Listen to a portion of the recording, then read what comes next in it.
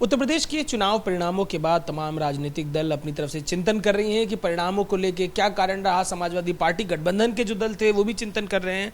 महान दल के मुखिया केशव देव मौर्य हमारे संग मौजूद है। सर, चिंतन चल रहा है चुनाव परिणामों को लेकर, क्या चल रहा है ख्याल? चिंतन भी चल रहा है, चिंता भी चल रही है। चिंता इस बात की कि उत्तर प्रदेश का जनमानस समाजवादी पार्टी के पक्ष में था।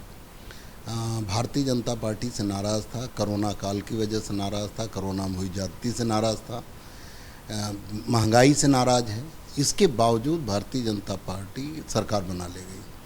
सरकार बनाने में दो प्रमुख कारण अब तक हम लोग चिंतन में आए हैं। पहला तो समाजवादी पार्टी प्रत्याशियों की लापरवाही और ओवर कॉन्फिडेंट हो जाना, और दूसरा भारतीय जनता पार्टी की बेईमानी। भारतीय जनता पार्टी ने पोलिंग बूथों पर अंतिम समय में 8 दिन पहले जो फाइनल वोटर लिस्ट आई, उसमें ज़्यादातर समाजवादी पार्टी और महान दल समर्थकों का वोट काट दिया।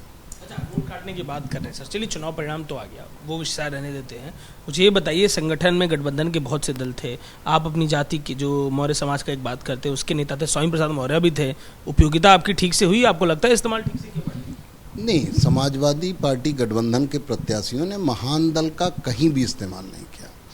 जिन लोगों ने इस्तेमाल किया उनका बेहतर रिजल्ट आया। बाकी लोगों ने पश्चिमी उत्तर प्रदेश, जहां महान दल का गढ़ था, जहां मेरी महान दल की रैलियां होनी चाहिए थे, मुझे बुलाया जाना चाहिए था, वहां स्वामी प्रसाद मौर्य को बुलाया गया। उसका नुकसान ये हुआ कि अगर स्वामी प्रसाद मौर्य से जो जुड़ा हुआ वोट था वो तो भाजपा में था। जो महान दल में था, लाखों लाखों की संख्या में भीड़ जुटाता था महान दल के लिए, वो मेरा वोट था। अगर वो स्वामी प्रसाद मौर्य जी को पसंद करता तो वो निश्चित रूप से सत्ता के साथ रहता, भाजपा में रहता। लेकिन भारतीय जनता पार्टी की सरकार बनने के बावजूद मैंने बड़ी बड़ी कई रैलियां की। कासगंज में अखिलेश यादव जी के साथ ही बड़ी रैली की थी, जिसमें लाखों लोग आए। सैफई में जो समापन किया था मैंने जन आक्रोश यात्रा को, उसमें भी लाखों लोग आए। वो कहाँ से आए? अगर वो स्वामी प्रसाद मौर्य जी क्या घाटे का सौदा हो गए सपा के लिए? नहीं, वो समाजवादी पार्टी के नेता हैं। समाजवादी पार्टी आकलन करे कि यह घाटे का सौदा है कि नहीं। मैं उनके नेता पे कोई टिप्पणी नहीं करना चाहता, लेकिन इतना है कि स्वामी प्रसाद मौर्य जी के आने के बाद ओवर कॉन्फिडेंट में प्रत्याशी और आए कि अब तो हमारे पास एक बड़ा वोट बैंक, एक बड़ा नेता आ गया, साक्य सैनिक कुशवाहा मौर्य समाज, जो एक बड़ा वोट बैंक है, उसे अब हमें आसानी से मिल जाए। रही बात जो मैंने अभी आकलन किया है चुनाव के बाद, जो महान दल का गढ़ था पश्चिमी उत्तर प्रदेश, जहां महान दल मजबूत था, कासगंज, बदायूं, फर्रुखाबाद, एटा, इटावा, मैनपुरी, इसके अलावा आगरा, इन सब जगहों पे मैंने जब आकलन किया, सीतापुर, शाहजहांपुर, इसके अलावा बरेली, संभल, मुरादाबाद, बिजनौर, इन सब जगहों पे जब मैंने आकलन किया तो वोट तो गया, लेकिन जिस मात्रा में जाना चाहिए था, महान दल के जो समर्थक थे, मुझे अंदाज़ा था कि हर विधानसभा में 70 से 80% समर्थक महान दल के हैं, साक्य सैनिक कुशवाहा मौर्य। मुझे अंदाज़ा था कि 50-60% जाएंगे, लेकिन समाजवादी पार्टी के प्रत्याशियों ने कोई तवज्जो नहीं दिया, महान दल के लोगों को कहीं सम्मान नहीं दिया या उनकी उपयोगिता नहीं की। उससे मैंने जो आंकड़ा निकाला है अपने समर्थकों का, वो 20 से 22%, 25% वोट गया है। महान, आप ये परसेंटेज में बात कर रहे हैं सर। चुनाव से पहले राजभर जी के लिए भी आप कहा करते थे कि वो संगठन में, गठबंधन में जो उनको स्पेस मिल रहा है, आपको उस तरह से नहीं मिल रहा है। और स्वामी प्रसाद मौर्य के आने के बाद तो चीज़ें और भी अलग तरीके से दिखाई देती थी। मंच पर, जहाँ बड़े मंचों पर स्वामी प्रसाद होते थे, आप नहीं होते थे, ऐसी स्थिति देखने को मिलती थी। तो ये जो दो बड़े गठबंधन में आए लोग थे, आपको क्या लगता है इनकी उपयोगिता रही? देखिए, ओम प्रकाश राजभर जी की तो ज़बरदस्त उपयोगिता थी।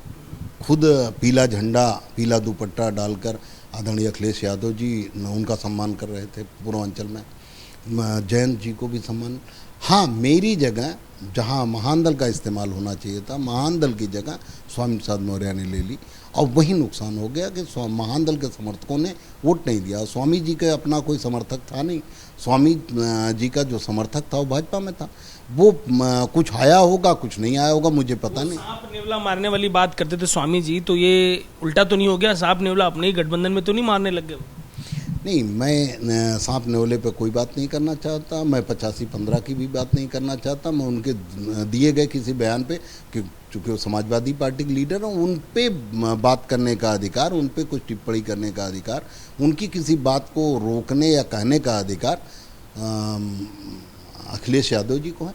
मैं इतना जानता हूँ कि मैंने जब महान दल बनाया था तो मैंने इस बात को अपने समाज को समझाया कि जो लीडर हैं सपा में, बसपा में, भाजपा में, जो शाक्य सैनी समाज के लीडर हैं, ये कठपुतली हैं, मालिक नहीं है। ये जो इनका मालिक कहेगा वो करेंगे, लेकिन जब तक आप अपनी पार्टी नहीं बनाओगे, यही स्वामी प्रसाद मौर्य जी, यही केशव प्रसाद मौर्य जी भाजपा में थे, और छिबरामऊ कन्नौज में भगवान बुद्ध की मूर्ति तोड़कर हटा दी गई, जो बहुत दिनों से पहले लगी थी, एक शब्द नहीं बोले अपने सरकार में।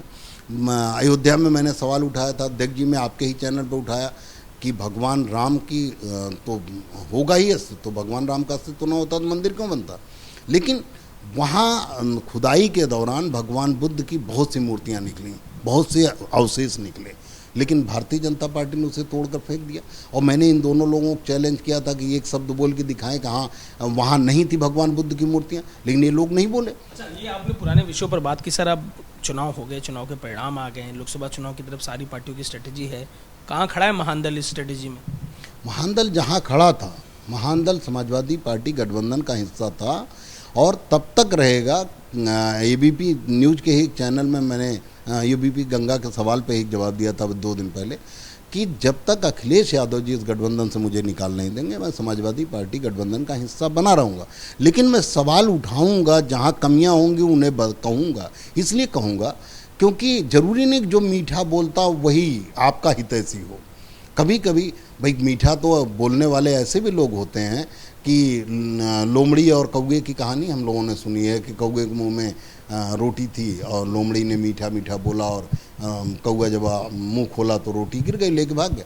तो मीठा बोलना जरूरी नहीं कि मीठा जो बोल रहे हैं वही अखिलेश जी की हितैषी है। मैं अगर कमियों पर बात कर रहा हूँ, मैं मुख्य रूप से फोकस करना चाहता हूँ कि ईवीएम पर खाली बात न हो कि ईवीएम की गलती की वजह। हम मानते हैं कि वोट आप समाजवादी पार्टी गठबंधन के पक्ष में ज़्यादा था उत्तर प्रदेश के, लेकिन वो भारतीय जनता पार्टी की रणनीति की वजह से सरकार बनी है। भारतीय जनता पार्टी स्वामी प्रसाद मौर्य जी तो ईवीएम को लेकर भी सवाल खड़े किए हैं, आपके साथी हैं स्वामी प्रसाद मौर्य। वो तो बोले कि पोलिंग बूथ पे खूब वोट मिला, वोटिंग जो होता है उस पर, जो पोस्ट से वोटिंग होता है पोस्टल बैलेट पे, और उस पर ईवीएम पे मिला नहीं, ईवीएम पे सवाल खड़े कर रहे हैं। मैं भी तो वही कह रहा हूँ कि पोस्टल बैलेट में 2012 में जब समाजवादी पार्टी की सरकार बनी थी तो पोस्टल बैलेट में कर्मचारियों ने कम वोट दिया था।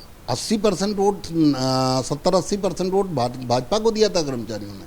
तो इसका मतलब उस समय सरकार हम लोगों ने बेईमानी से बनाई थी? नहीं, कर्मचारियों को वोट देने का तरीका दूसरा होता है और गरीब कमज़ोर को वोट देने का तरीका। कर्मचारी पढ़े लिखे होते हैं, उन्हें महंगाई से दिक्कत थी, उन्हें बैंक का ब्याज बढ़ रहा था उससे दिक्कत थी। वो भारतीय जनता पार्टी ने कोरोना काल में उनको जिस तरह उनके साथ अन्याय किया, उनसे ज़्यादा ड्यूटी ली गई, उससे वो दुखी थे, वो चाहते थे सरकार बदले। जो गरीब होता है वो शराब पी के वोट देता है, कमज़ोर होता है पैसे ले के वोट देता है, उसे जाति धर्म के नाम पर वोट देता है। तो उसके वोट देने और कर्मचारी को वोट देने से कोई मतलब।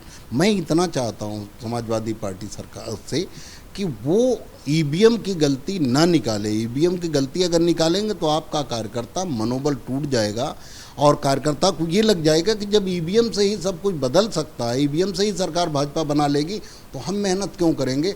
तो वो मेहनत नहीं करेगा और धीरे धीरे वो भाजपा की तरफ चला जाएगा। इसलिए उसे गलत जगह न पहुंचाइए। आपने वोट नहीं लिया, मैं हमारे घर से भी 2 प्रत्याशी लड़े, मुझे जितना वोट मिलना चाहिए था वो मिला। हम दूसरा वोट नहीं जुटा पाए जो मैनेज किया भारतीय जनता पार्टी ने, हम नहीं मैनेज कर पाए, हम उतना पैसा नहीं खर्च कर पाए, हम उतनी शराब नहीं बांट पाए। इसलिए हम तो 1 रुपये बांटी, शराब आपने बांटी, उतनी नहीं बांट पाई। हम तो 1 रुपये की शराब नहीं बांट पाए। हमसे पूरे उत्तर प्रदेश में सबसे कम पैसे में अगर चुनाव लड़ा होगा तो आप फर्रुखाबाद में चले जाइए, आप बिलसी में चले जाइए, आपको सब बता देंगे सबसे कम पैसे में चुनाव। मैंने तो बीड़ी सिगरेट भी नहीं बांटी और किसी गुटखा भी नहीं खिलाया। मैं खाली अपने प्रचार के दम पे जो वोट मिला 73,000 प्रचार के दम पे मिला। केशव देव मौर्य हैं, चुनाव परिणामों को लेकर अपनी राय रख रहे हैं और अगले चुनाव के लिए भी कह रहे हैं कि सपा के साथ ही रहेंगे। कैमरा पर्सन राजेश पांडे के संग अजय दुबे, एबीपी न्यूज़, लखनऊ।